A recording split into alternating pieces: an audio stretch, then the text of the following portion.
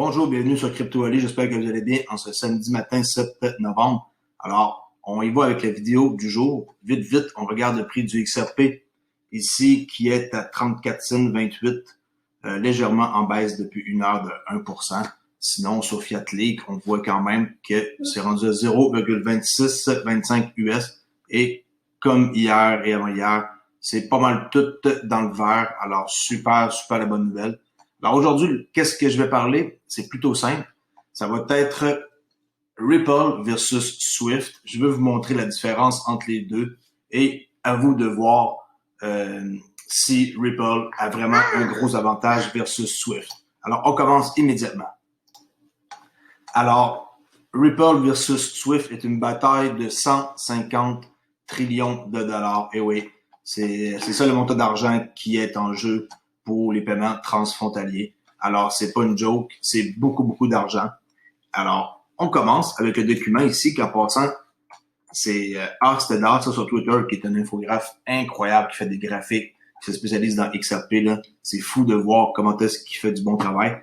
Alors, en cours, si vous voulez l'encourager, vous pouvez aller voir son site. Sinon, je sais qu'il fait des posters à chaque, je sais pas combien de mois, là. Il accumule des noms et après ça, on est capable de pouvoir acheter ça pour avoir notre visage avec notre handle là, sur Twitter pour avoir toutes les gens d'XRP de la communauté un souvenir. Alors, on commence avec l'identification qui est RippleNet, c'est le système, versus eux, c'est Swift JPI. Ensuite, la fondation des compagnies Ripple en 2012, Swift 73, okay, il y a 46 ans. En passant Swift en 2025, ça va terminer leur contrat. Alors, c'est là que c'est pour ça que ma raison pourquoi je veux détenir des XRP jusqu'en 2025 minimum, c'est une des raisons. Le headquarters, ok, leur bureau chef, San Francisco pour Ripple et la Hulpe en Belgique, en Europe. CEO de Ripple, Brad Garlinghouse, et pour Swift, Javier Pérez Tasso.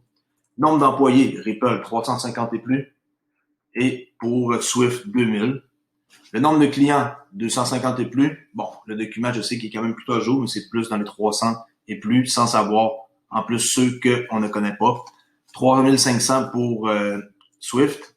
Les majeurs, les clients majeurs pour Ripple, American Express, MUFG, Standard Chartered, Santander, Cambridge, PNC, Bank of America, SBI Holding, qui est leur plus gros client en Asie et au Japon. Les plus gros clients de Swift, CTI, RBC, BNP Paribas, pour les Français, ils doivent connaître ça, là. Je sais que c'est en France. Ensuite, Deutsche Bank, JP Morgan Chase, San Polo, Société Générale aussi, je sais que c'est en France. Alors, côté tech, Ripple, avant, il y avait 3 systèmes, le Xcurrent, Xrapid, Xvia. Maintenant, ils ont tout arrêté ça et ils ont combiné ça pour le RippleNet. Alors maintenant, c'est juste RippleNet et c'est tout. Eux, bon, ça fait juste dire que les transferts de fonds se font en 24 heures, que les frais sont transparents, puis end-to-end paiement, de A à B, là, tu sais, de bout en compte. Instant paiement pour les deux, oui.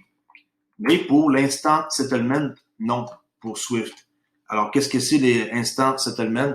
C'est que en temps réel, sur la blockchain, ici, on a un deal qui se fait, tandis qu'ici, il faut que ça soit fait quand même par la banque individuellement.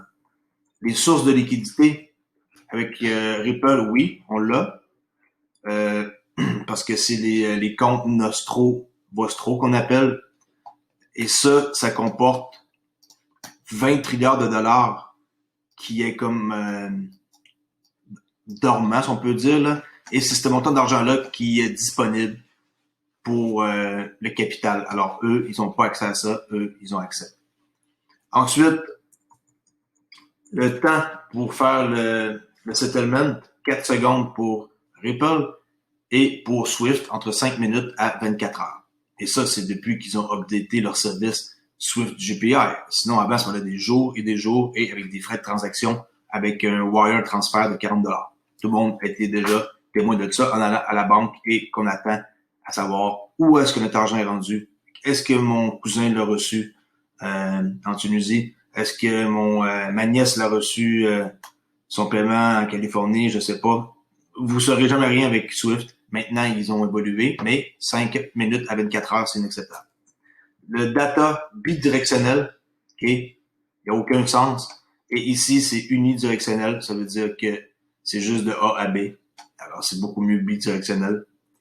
Blockchain, la technologie RippleNet avec l'Interledger Protocol. Ici, pour Ripple, j'ai toujours pas réussi à savoir comment faire pour arranger ma flèche, là. Elle écrit trop grosse, là. Et pour la technologie, c'est Swift avec message de service qui appelle. L'architecture décentralisée, bien sûr, pour Ripple. Et eux, centralisés, comme on peut voir ici, rien qu'une entité qui contrôle. Ici, ben, c'est plein d'entités qui sont dans la décentralisation. Ensuite, pour le settlement process, il y a un consensus ici qui est fait avec Ripple. Eux, ça doit être batch clearing, je sais pas comment le traduire en français là, mais le consensus ici, c'est plus efficace chez Ripple. Les devises qu'ils utilisent, Bitcoin, Ethereum, XRP, dollar américain, livre sterling, euro, livre sterling. Eux, il y a juste dollar, euro et livre sterling. Les caractéristiques et les avantages, 4 secondes pour Ripple. Ensuite, ils ont accès à la demande sur liquidité, ce qui peut sauver 60%. Ça élimine aussi les comptes Novo Vostro, de l'argent qui reste comme prisonnière, si on peut dire. Ça libère, là, comme on peut voir ici, des trilliards de dollars. Le vrai montant, je l'ai dit tantôt ici, c'est une bataille de 150 trilliards de dollars qu'il y a entre les deux compagnies. OK. Et le coût pour processer des paiements versus Swift par rapport au coût de la liquidité, ben c'est ça. Ça vient diminuer. Ici, les avantages de Swift, plus de 10 000 banques. Eh oui, c'est dans 10 000 banques et c'est sûr et certain qu'il va y avoir une grosse majorité des banques qui vont rester avec eux, même si leur système équivaut pas à RippleNet. 220 corridors de paiement. Ça, c'est beaucoup. Okay? Nous, on sait qu'on n'a pas encore atteint un chiffre comme ça. Là. On est loin de là. Mais ils sont en train de travailler et les couloirs vont se développer au fil des années à suivre. C'est ce que je pense. 100 billions de paiements par sous-GPI par jour. C'est beaucoup, beaucoup d'argent. Là. Alors, si on réussirait à avoir c'est qu'un dixième, un vingtième de ça par jour, on serait mort de rire là, avec RippleNet. Mais ça aussi, je pense que ça va être facilement atteignable. Hundreds of thousands, qui est des centaines de milliers de paiements, sont faits avec Swift à travers les paiements transfrontaliers. Et 10% de ça, c'est juste les paiements transfrontaliers. Et j'avais oublié ici, Generally Consistent Process Standard. Bon, je sais pas trop comment traduire là. Un processus général, le standard, je sais pas trop ce que ça veut dire. Les avantages, 60% des XRP sont détenus par la compagnie. Il y a bien du monde qui aime pas ça. Moi, je vois aucun mal. Moi, je vois aucun mal. Ma petite fille, elle vient de peser sur le clavier, là. Jasmine, attention. Papa est en train de faire une vidéo, OK? Désolé pour ça. Ouais, 60% des XRP sont détenus par Ripple. Il y a des gens qui n'aiment pas ça. Ah, comme par hasard, c'est des revenus normaux. Ensuite, la volatilité du XRP, bon, j'entends que c'est pas le Bitcoin, là, ça ne change pas de prix à chaque 5 minutes là, drastiquement. L'adaptation de la distributeur de l'exotechnologie par les banques est lente. Normal, il n'y a pas encore de réglementation. Et les désavantages de Swift, qui sont toujours en train de se faire hacker, sont une cible pour la fraude.